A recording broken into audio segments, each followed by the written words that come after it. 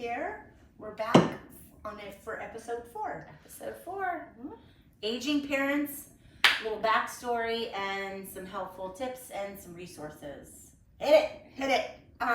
So I'm going to just do a really quick cap on how we ended up on the subject. My mom and dad, 86 and 91. Dad had a heart attack in September. October, broke his pelvic bone. From October to January 1st, we had him in a rehab. So it was shocking, unexpected, of course, as all those things are, and not ready for it. So yeah, it's tough. It's a lot on your plate real quick. And so today I wanted to share some of my tricks. I'm going to put this right here because I have a lot of notes. I want to share some of the tricks, some of the resources that you guys can use.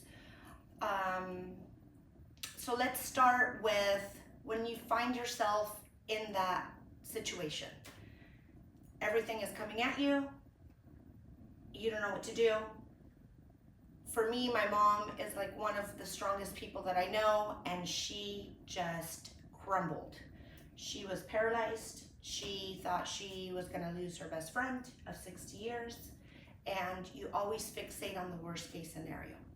So once we got our bearings, and luckily, hopefully, the caseworkers that are assigned to your parent, they're helpful, and they kind of have to hold your hand and walk you through it, because this is something that you just don't know about. I had to learn a lot of stuff real quick.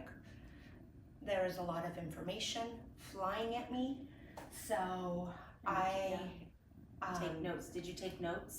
So that was it. I had to get I started with the ginormous binder, and then I got a little book. Between the heart attack and the pelvic fracture, there was doctor's appointments. That now it's my mom's doctor's appointments, my dad's doctor's appointments, my doctor's appointments, that people would call them doctor's office to make appointments, and then they would make the appointment without checking if I could take them, because I'm the one that was taking them. So the first thing actually that I did, I got a calendar. Okay.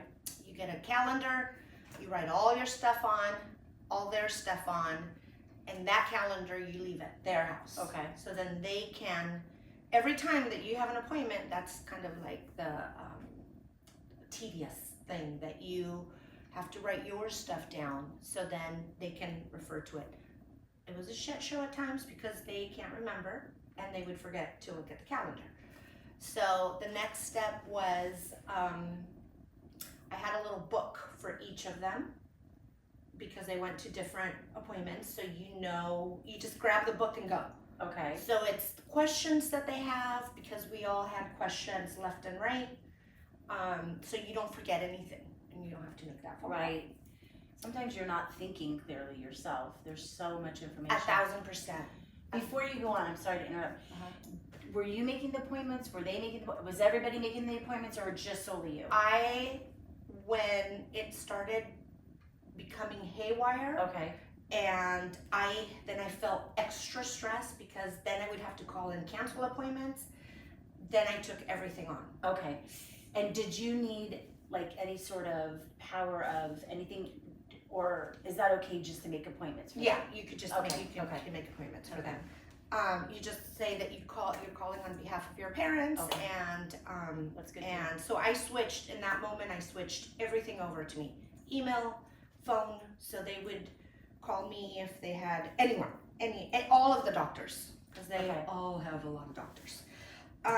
So then the next thing was a book The books. to write everything on, because if I wasn't able to take them, whoever takes them, Oh, okay.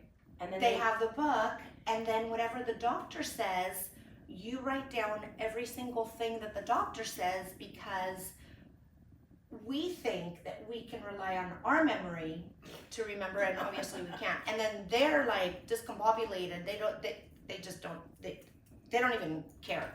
They care, but they're like, okay. They just say, okay. And then you get home and you're like, what they say? I don't know. I can't remember. Yes, so that's a great reference for you, because you have questions you want to know, Right. and then if you could refer to the, Right. okay, Right. So That's that a was really good idea. really, really helpful. That I think Miles might have taken them to the doctors a couple of times, and I sent my parents with the book with. So that is key to keep you organized.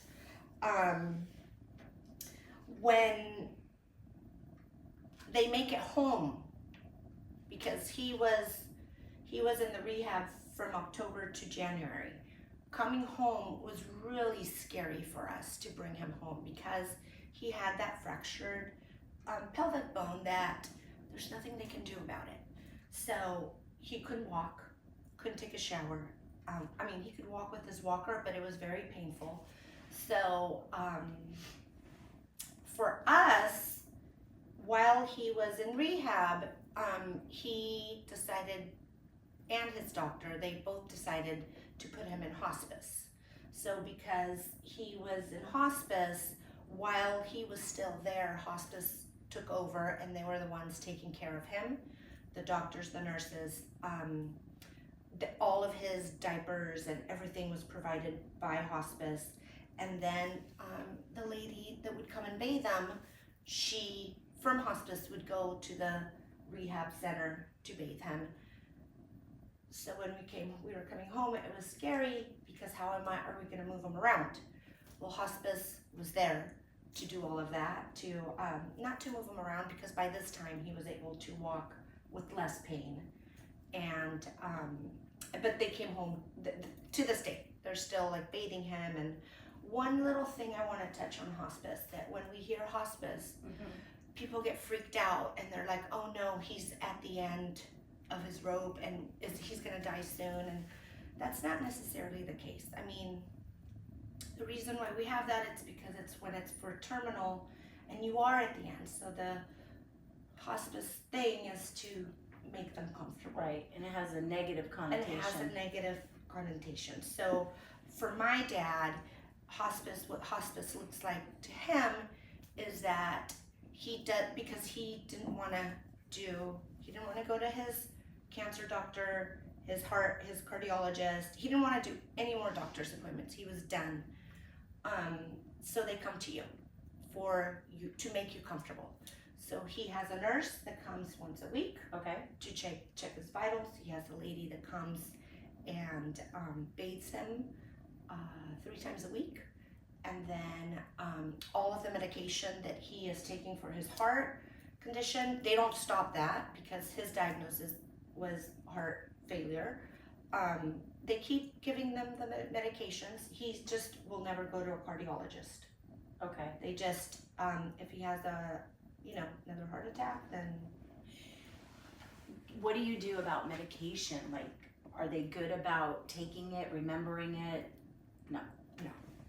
That was another one. Okay. So medication was a shit show, because I would write on each bottle for my mom, because if it was all the medications in the morning and that's it, then you're golden. Right.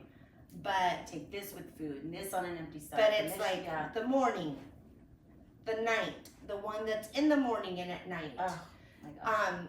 And she messed it up Yeah. a lot.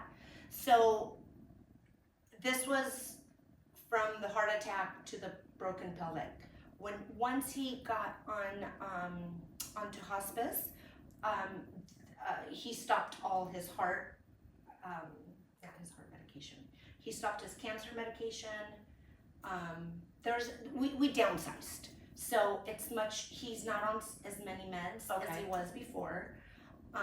So the way that they have it set is in these, because everyone said, get the pill box. Okay. Get the pill box. That would make sense if, it just didn't make sense. It didn't work for us, because she needs it written down she needs it written down because, but pill boxes work great. Like the AM, the PM, Monday, yes, Tuesday, yes, right. the whole thing. It did not work for her. That is not how her brain functions. We had to figure out how it does for her, and it's writing it down for her. And the way that they have it now, she's a pro. She's got it going on. Okay, good. Any reminders on phones or you I call? had to call every morning to make sure because there was a med that you had to take his blood pressure, and if it was above 110, you give it to them. If it's below 110, you Right. don't. So that's where it got really crazy and confusing for her, because she did it wrong a lot, and I'm like, oh my gosh, she's Right. gonna kill him. Oh, She's gonna live with that guilt. oh yeah. So anyhow, it's different for every family.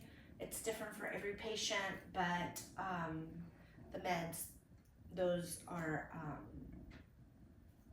that's a good way to approach it. What was it?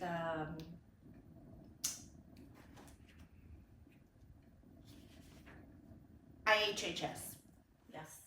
So once they're home, if they are not in hospice, and you need help, you apply for IHHS, and that is in-home supportive services, and it takes about a month or so after you apply. Okay. They come to their house. They come to their house to see where they live and the stuff that they need, and to Okay. see if they qualify and for how many hours they qualify, and the services that they need. And the services go from cooking for them. Let's say that you're not in town, you're not around, they don't have a spouse at home, they're just home by themselves. So they will come and cook and clean, do laundry, do their grocery shopping, take them to their doctor's appointments, Wow. bathe them. It's incredible. It's an incredible service. Wow. Do you have to have insurance? Yes. Okay. Well, Medi-Cal or Medicare, Okay. they cover that. Okay. They cover that. And my dad refused it. He didn't want it because he was happy with this little girl that Oh, okay. did everything for you. So that's just me in the home or what have you. Now, do you want to share a little bit of your experience with your mama? So it's different because you guys live in the same town. Right. You have, your kids. So big support system. Big support in that area. So my mom, if you don't know me, my mom was Phyllis. She liked bullfrogs. So I got a phone call, it's going on 8 years ago. I got a phone call, she was in the hospital, and I thought she had pneumonia. And so I live in Redondo Beach, she lives in San Diego where I grew up, and as soon as I get there, the nurses are talking to me about advanced directives. And I was a little confused. I was like, she has pneumonia, like why are we talking about this? And they're like, she has pulmonary fibrosis and this is not looking good. So pulmonary fibrosis is nodules on the lungs. She was given a diagnosis of 3 to 5 years, didn't tell me, and I loved all the hokey pokey stuff, so I looked into Eastern medicine. I didn't look that up. So anyway, it was a bit of a shock. So I suggest having advanced directives, as well as if your parents have any sort of assets, make sure that they have a will or a living trust or any of that good stuff, because she was in the hospital for 18 days and passed, but before she passed, we had a notary have to come into the hospital. Yeah, because then you're making all the decisions for her. Yeah, so it's just myself. I have no siblings. It's just, and Rob was a huge help. It was all on me. And then, could be a blessing and a curse at the same time, and being far away. I should have visited a lot more, and I didn't. So that is a little bit of advice that I give. Live with no regrets. Make sure that if you're out of town and your parents are getting older, make sure. I mean, I don't know if you guys can relate, but like Phyllis could say the sky was blue and I get irritated. I know many of you may relate to that. They could say anything and you're just like, fuck, you know? Oh, no, They just like, have a way. And not even just that, like, it's like the whole thing is so frustrating that you get really frustrated and then you go home and you beat yourself up because you're like, such an asshole. Why was I, and you're gonna have those moments. Yeah. You're gonna And have that's those okay. moments, and that's okay because you have to give yourself grace. You have to give yourself grace, guys. It's not an easy thing to handle. You have to give yourself grace and them grace. Them, because we'll never know what it's like. They're the parental, and they're now in this role of Child. being a child. And it's not pretty. It's not pretty, and I think once they lose that, control or responsibility, purpose, all those good words, they kind of decline. And I was given advice by somebody that no matter if they say no, show up, because they feel like they're the burden. 1,000%. They feel like they're a burden, and just kind of giving them that great grace. So, anywho, I would say have that advance directive. Definitely have a will in place. If they have the assets. So, yeah. And then my mom passed three weeks after she was hospitalized. Take care of yourself after, because the grief is a real thing. Yeah, grief is a real thing. And there is no timeline. No. So, people want you to be better and be okay straight away. And there is no timeline. Like, everyone grieves differently, and it's okay. It's okay to, have the days that you're missing your mom so badly. It's okay.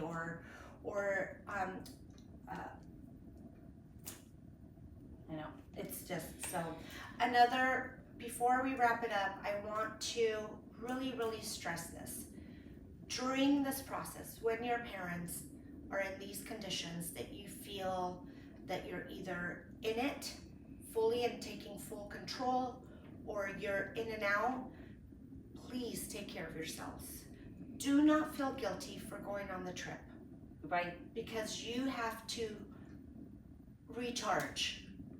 You do. have to recharge. I did not want to leave my dad's side. I know. Sorry. I wasn't going to do this, but I didn't want to leave his side. And a couple of friends said to me, go to the desert. Do it. Well, and not only to recharge for yourself so you be better for them, that burden that they feel, Oh, they were ecstatic when I'd leave. I'm like, oh, please, because my dad is a really naughty patient. Naughty. That's a whole other podcast. So I was always stressed out, and I would say, you need to behave, because I'm going to be far away. And then, he was just so happy, both of them, that because they feel like such a burden. Right. And they're so sweet that they thank me every single time. Yeah. I go there every day, and they thank me every time, like, thank you, Lord, for giving me such a awesome daughter, which makes it nice for me. Yeah. That they're grateful. So anyhow, on that note, so make sure you have a big calendar. I think the book is a great idea. That's like, or even dictation. If you could record. Yeah, however you feel most comfortable doing it. That's another idea. Yeah, that's a good idea. They could record it if you're not able to be there, so you could hear it back. That's an idea. Yeah. Again, third time advanced directive. Make sure that's in place so you're not smacked with it when you get in there. Yeah. If that's the case, and then a will and grace. Take care of yourself. So And other things will frustrate you at the moment, Oh. but you will be able to laugh about it a week later. Yeah. Right? Yeah. So, anyhow, with that being said, hopefully, thank you guys for tuning in. Yep. Hopefully this helps. If you have anything that we could do some legwork for, I'd be happy to do the things for you guys. If you make some comments, let us know. Hopefully this was helpful. Yeah. I'm sure you can hashtag relate. So. All right. All right. We'll see you guys. See you next time. Bye.